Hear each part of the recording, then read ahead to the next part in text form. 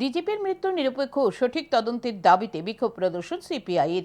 মঙ্গলবার দলের রাজ্য দপ্তরের সামনে দলের নেতৃত্ব ও কর্মী সমর্থকরা বিক্ষোভ প্রদর্শন করে। দলের নেতৃত্বরা জানান, দুটি দাবিকে সামনে রেখে এই দিন তারা বিক্ষোভ কর্মসূচি পালন করছেন।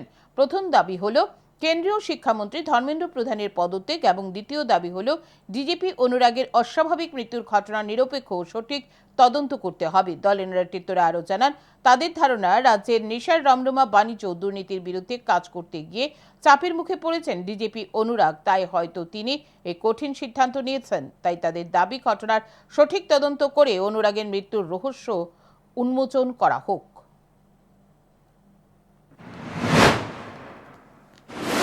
বিজেপি সরকারের বিভিন্ন দুর্নীতি এর বিরুদ্ধে তানে উনি কাজ করতে গিয়ে হয়তো বিভিন্ন চাপের সৃষ্টি হয়েছে, এটা আমাদের ধারণা।